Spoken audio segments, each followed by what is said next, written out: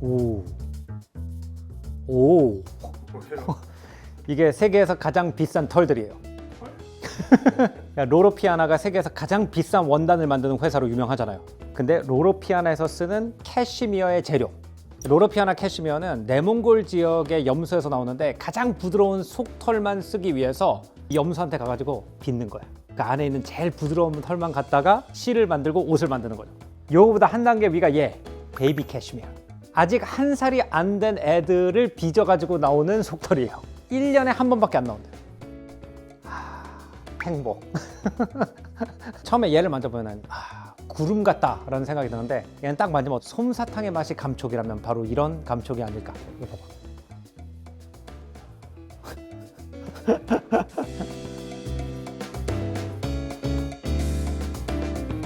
옛날에 옷을 맞춰 입던 시절에 유럽에 있는 고급 테일러샵에 가면 이런 섹션이 항상 그 안에 있었거든요. 그래서 이 책을 딱 열면은 그 회사에서 나오는 원단의 샘플들이 이렇게 쫙 있는 거예요. 그래서 이렇게 넘겨보다가 난 이 원단으로 할래요. 그러면은 그 원단에 따라서 가격이 막 10배씩 차이가 나는 거죠. 근데 대체로 그런 테일러샵에 가면은 회사별로 책장이 따로 있었어요. 근데 제일 안쪽에 항상 이 로로피아나의 초록색 스와치북이 있었지. 나는 이 근처에 잘 못 갔죠. 얼마가 될 줄 모르니까.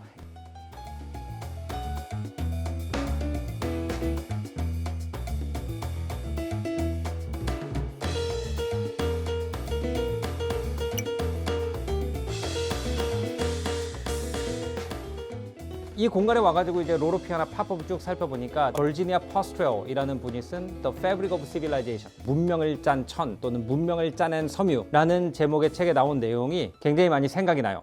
로로피아나라는 브랜드 자체가 원래 이탈리아에서 수백 년 동안 응축되어 온 패브릭을 만드는 기술을 발전시켜 온 브랜드이기도 하고, 또 전 세계에 독특한 섬유를 짜는 기술들을 배워와서 최고의 퀄리티까지 발전시키는 브랜드이기 때문에 그 책의 내용과 이 팝업을 같이 보면은 이 섬유가 인간한테 어떤 의미인지를 정말 제대로 느낄 수 있는 것 같아요. 인간이 가지고 있던 최초의 생산 기계 중에 하나가 스핀들이라고 하는 거대한 팽이처럼 생긴 기계예요. 그 위에다가 아까 본 것 같은 양모 같은 거를 손으로 말아가지고 실처럼 뽑은 다음에 스핀들에다 걸어요. 그 다음에 스핀들을 핑 돌려가지고 얘가 팽이처럼 돌면은 비비비비비 꼬이면서 위로 실이 만들어지죠. 그런 식으로 해가지고 50cm씩 1m씩 실을 뽑아왔대요. 옛날 사람들이 볼 때는 이런 여러 개의 흩어진 섬유가 하나의 실이 돼가지고 나오는 그 과정이 굉장히 신비로웠고, 어떻게 하면 머릿속에 있는 혼돈된 생각을 정리해가지고 논리를 만드는 것도 이와 비슷한 과정이라고 생각을 했던 것 같아요. 왜냐하면 어원적으로 보면은 오늘날까지도 어떤 사람이 말을 잘한다 그럼 spin the yarn 이라는 표현을 쓰거든요. 그리고 심지어 우리나라 말로도 이야기의 실마리를 쫓아간다 라고 표현을 하잖아요. 그리고 우리가 인도의 경전들을 수트라라고 부르는데, 산스크리트어로 이 수트라라는 단어도 영어로 상처가 났을 때 병원에서 꼬매주면 suture를 한다고 그러고, 옷을 꼬맬 때 sew 한다고 하는 것과 같은 개념에서 나왔다고 해요. 그래서 실제로 버지니아 포스트렐은 Fabric of Civilization에서 인간의 논리력이라는 것 자체가 이 섬유를 짜서 천으로 만드는 것을 통해서 발전해 왔다라는 주장을 펴니다. 실을 뽑는 것이 손기술의 궁극이라면 천을 짜는 것은 사고력의 실험대이다. 날씨를 다룬다는 것은 점을 선으로 만들고 선을 면으로 만드는 것이기도 하다. 직조물은 인간 최초의 알고리즘이고 천은 물질화된 코드이다. 이 책에 켄테라는 천을 짜는 과정이 나와요. 비디오로 찾아보니까 손가락 하나마다 다른 색의 실을 이렇게 매단 다음에 막 이렇게 짜는데 아름다운 패턴이 있는 원단이 딱 완성이 되는 거예요. 그런 걸 보면은 옛날 사람들이 왜 중국이라든지 카자흐스탄 같은 나라의 귀한 카펫이라든지 실크 요만큼을 구하기 위해서 낙타에다 그를 싣고 사막을 건너왔는지 이해가 돼요. 산업혁명이 일어나기 전에 대부분의 사람들이 옆에서 관찰을 할 수 있었던 테크놀로지는 집에서 주로 어머니들이 이 실을 엮고 첩을 짜는 과정을 보는 것이었기 때문에 인간에게 테크놀로지라는 개념 자체가 여기서 왔을 거라는 가능성이 굉장히 높아요. 그래서 예를 들어서 텍스타일, 테크놀로지 굉장히 비슷하죠, 소리가. 이게 같은 어원에서 나왔다고 하고요. 패브릭, fabricate, 뭔가를 조립하거나 생산하고 완성하다, 이 단어도 같은 어원에서 나왔다는 게 딱 귀로 들리잖아요. 그래서 이런 걸 보면은 인류가 생각하는 가장 원초적인 테크놀로지는 섬유를 자연에서 채취해서 실을 엮고 천을 짜는 것이었다는 걸 볼 수 있다는 거죠.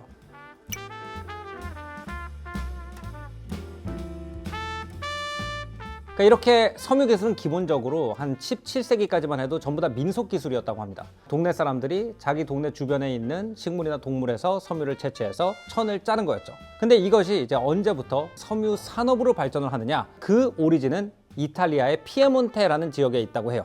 로로피아나가 오늘날도 피에몬테의 퀴로나라는 지역에 있고 그 근처에 이탈리아를 대표하는 원단 비즈니스들이 굉장히 많이 실제로 아직도 있어요. 섬유 산업을 처음으로 기술화시킨 공간이 오늘날까지 남아 있습니다. 1678년에 문을 연 필라토리아 로소라고 하는 실크 실 공장이에요. 1928년부터 한 1920년대까지 200년이 넘게 실제로 사용을 했던 공장이고요. 공장 밑으로 강이 지나가고 그 수력을 이용해서 7m 직경의 거대한 나무 바퀴 2개가 이렇게 수평으로 돌아가요. 최고의 원단을 만든다고 모든 사람들이 인정하는 이 로로피아나를 1924년에 피에트로 로로피아나라는 사람이 피에몬테에 만들게 되는데, 놀라운 게 뭐냐면은 그 1600년대에 만든 필라토리아 로소 공장이 아직도 돌아가고 있었어요. 그럼 왜 이 피에몬테 지역에서 이런 기계가 처음으로 만들어졌는지를 보면은 1600년대 말이 베르사유의 황금기예요. 마리 앙뚜아넷 같은 영화를 보면 베르사유의 귀족들이 얼마나 많은 최고급 원단을 소비했는지를 알 수가 있죠. 그 섬유를 짜서 천을 만드는 일은 주로 리옹에서 했고요. 이 리옹에서 가장 가까운 지역 중에 강의 유속이 빨라서 이런 기계를 돌릴 수 있는 지역이 피에몬테 지역이었어요. 피에몬테라는 단어 자체가 이탈리아어로 산의 발끄트머리라는 뜻이거든요. 그렇기 때문에 여기가 이런 공장을 설치하기가 굉장히 유리한 조건이었던 거죠. 그러니까 일단 피에몬테 지역에서 실크 실은 생산이 많이 됐는데 이거를 짜서 천을 만드는 속도가 이제 못 쫓아가주는 거예요.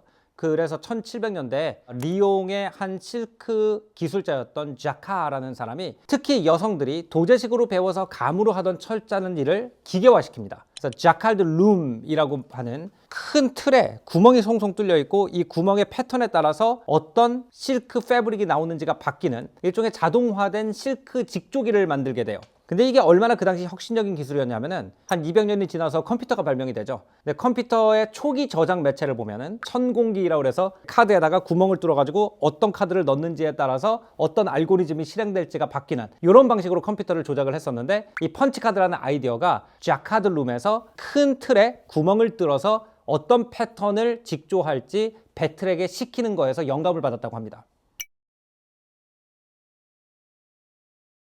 그럼 이 섬유 기술이 인간한테 왜 이렇게 중요한가는 사람이 어디서 사는지를 보면 알 수가 있을 것 같아요. 인간은 사막에서도 살고 정글에서도 살고 북극 지역에서도 살고 툰드라에서 삽니다.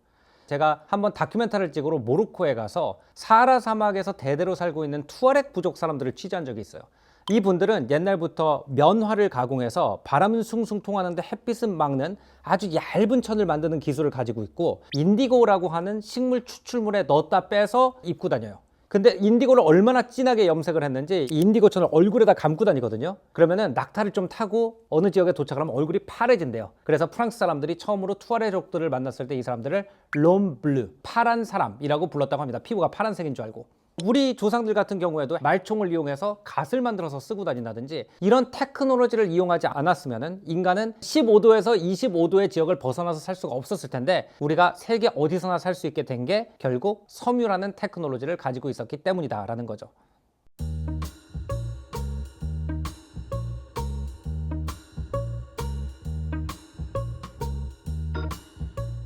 근데 사실 19세기 말처럼 대부분의 사람들이 천연 섬유로 만든 원단을 입던 사회에는 오히려 로로피아나가 이렇게까지 고급을 추구하기가 어려웠을 수도 있어요. 근데 어떻게 이렇게 로로피아나 같은 기업이 특히 2차 세계대전 이후부터 비약적으로 성장을 했나? 2차 세계대전 때 합성 섬유 기술이 발전을 하죠. 뭐 나일론으로 낙하산도 만들고 폴리에스터 군복 같은 것도 나오면서 단지 기능적인 면, 얼마나 방수, 방풍, 보냉, 보온이 잘 되는지만 신경을 쓰면은 상당히 저렴한 가격에 그런 섬유를 살 수가 있게 된 거예요. 거기다 이제 라이프 스타일이 바뀌죠. 많은 사람들이 레저 스포츠를 즐기기 시작하고 덥거나 추운 나라로 바캉스도 가기 시작하고.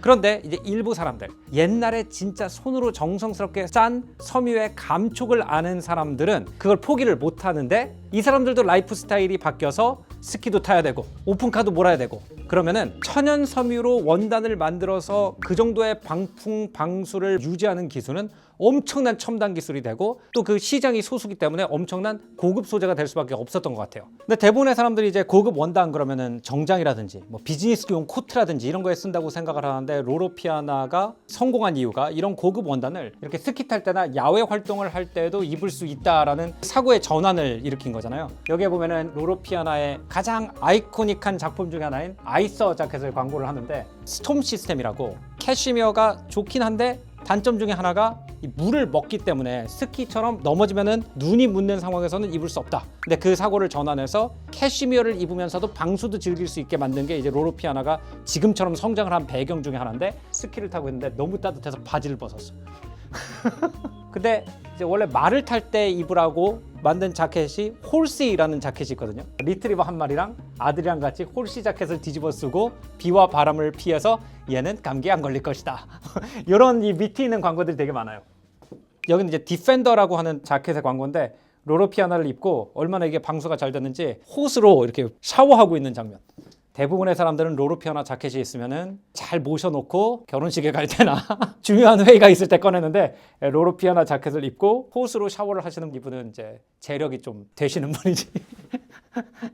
근데 이것도 어떻게 보면 이제 기술의 경쟁이 있을 거 아니에요? 뭐 예를 들어서 로로피아나에서 이 정도까지 캐시미어를 끌어올렸어. 그러면 또 다른 브랜드들이나 뭐 합성 섬유의 퀄리티가 이렇게 쫓아오고 그러면 또 그걸 따돌리기 위해서 더 개발해야 되고 그러다가 지금 어떻게 보면은 지상 최고의 원단이라고 할 수 있는 세 가지 원단이 로로피아나에서 나오는데 하나는 아까 인트로에서 말씀드린 베이비 캐시미어, 그 다음에 비큐나 안데스 산맥 꼭대기 4,000m 고원에 사는 동물의 털을 가지고 만든 원단인데 저는 그때 이렇게 생긴 걸 보고 이게 일종의 라마나 알파카의 일종인가 안데스에 사니까 라고 생각을 했는데 낙타과 동물이더라고요. 그럼 이거는 캐시미어의 궁극의 버전이고 비큐나가 어떻게 보면 카멜헤어의 궁극의 버전이라면 메리노 울의 궁극의 버전이 기프트 오브 킹스라는 로로피아나에서만 나오는 원단. 저는 항상 고급 소재로 만든 스웨터가 있으면 한번 흔들어 봐요. 일반적인 섬유일수록 테크노 댄스를 추고 둥둥둥, 고급 소재는 왈츠를 쳐. 따라라라라란 따란 따란. 내가 기프트 오브 킹스를 오래 입고 다닌 적이 있더라고. 우리가 그 로로피아나랑 콜라보해서 터스카니에 가지고 찍은 컨텐츠가 있잖아요. 그때 로로피아나에서 빌려준 옷 중에 기프트 오브 킹스 이너 스웨터가 있었어요. 내가 그때 얼마짜리인지 모르고 그것만 입고 다녔어. 왜냐면 그때 일교차가 엄청나게 심해가지고 저녁이 되면은 한 6도 7도까지 떨어졌다가 낮이 되면 막 25도 26도까지 올라갔는데 안 갈아입어도 낮이 되면 알아서 시원해지고 밤이 되면 알아서 따뜻해지는 옷이 그 기프트 오브 킹스였던 거예요. 그거를 이제 한 일주일 동안 열심히 입고 다니면서 촬영을 한 다음에 딱 벗고 내가 원래 가지고 있는 스웨터를 딱 입었다? 이게 뭐야? 오랜만에 다시 입고 있습니다. 근데 이 느낌이 어떻게 나나 보니까 메리노 울 하면은 사람들이 잘 알고 있는 소재인데 울도 가장 가는 실이 몇 마이크론이냐에 따라서 등급이 정해진대요. 두꺼운 실이 조금 들어갈수록 우리가 알고 있는 약간 그 묵직하고 둔탁하고 내 옷과 몸이 따로 노는 느낌이 나고 가는 실을 여러 번 넣어가지고 짤수록 몸이 움직이면 그냥 몸이랑 같이 흐르거나 몸이랑 같이 굽어지는 그 느낌이 나기 때문에 특히 이너 같은 경우에는 진짜 섬세한 실을 여러 번 짤수록 고급으로 친다고 그러더라고요. 제가 그 기프트 오브 킹스를 입고 일주일 생활했을 때 느꼈던 그 느낌이 바로 그 느낌이었다고 하는데 일반적으로 우리가 최고급 메리노 울이다 그럼 16 마이크론 정도? 비큐나가 12.5. 근데 이 기프트 오브 킹스 같은 경우에는 10에서 11 마이크론 사이까지 나올 정도로 정말 가는 실만 써가지고 만든다고 하더라고요. 이거는 기프트 오브 킹스가 좀 많이 들어갔어. 어떤 느낌이냐면은 실이 너무 얇아가지고 실 자체가 안 느껴지고 쫀득쫀득해요. 그러니까 섬유가 쫀득쫀득하다는 게 무슨 느낌인지는 팝업 스토어에 와서 만져보세요. 이것도 지금 기프트 오브 킹스로 만들어진 보머 자켓인데 쫀득쫀득해요.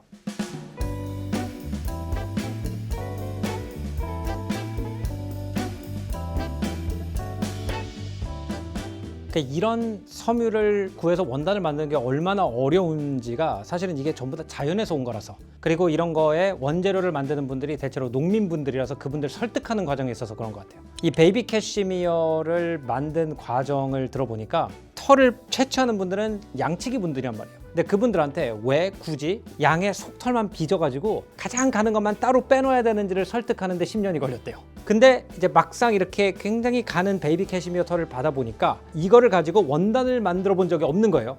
그래서 그 원단을 짜는 기술을 개발하는데 또 10년이 걸려서 베이비 캐시미어라는 아이디어를 낸 다음부터 원단이 나오기까지 20년이 걸렸다고 하고요. 그리고 전에 제가 소개했던 비큐나 같은 경우에는 이 동물 자체가 멸종 위기여서 아예 로로피아나에서 자연보호구역을 운영해서 거기서 섬유를 채취하니까 또 그것도 굉장히 어려운 작업일 수밖에 없고, 이 기프트 오브 킹스 같은 경우에도 한 번에 12 마이크론 이하가 되는 양털이 갑자기 만들어진 게 아니겠죠. 뉴질랜드에서 메리노 양을 키우는 분들 사이에 컴페티션을 해서 가장 가늘고 부드러운 섬유를 가져온 분들한테 상을 주는 이런 시스템을 통해서 양을 치는 분들이 점점점 가는 메리노 울을 채취하게 되고, 마침내 거기서 최고 중에 최고가 골라져서 이 기프트 오브 킹스가 나오는 데까지도 10년이 걸렸대요.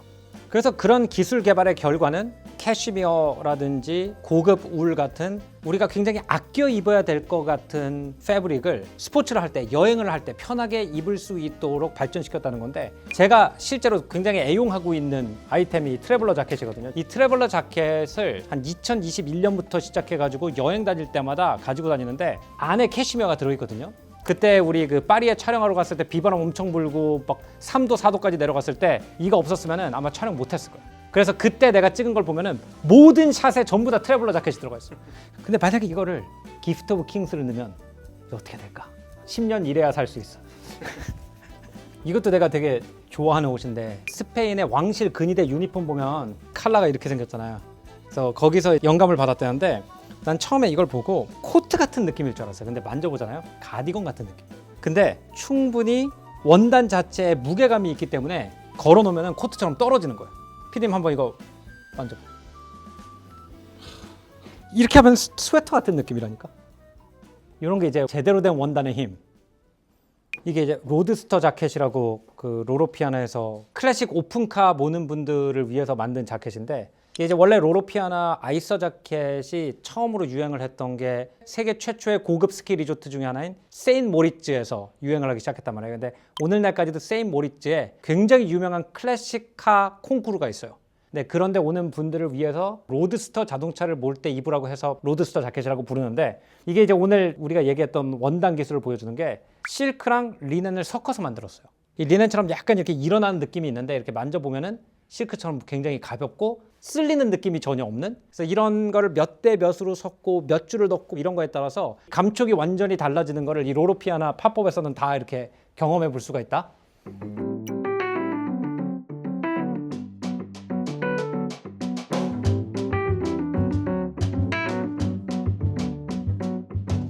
내가 루브르 박물관에서 가장 좋아하는 섹션 중에 옛날 섬유들을 모아놓은 그 섹션이 있어요.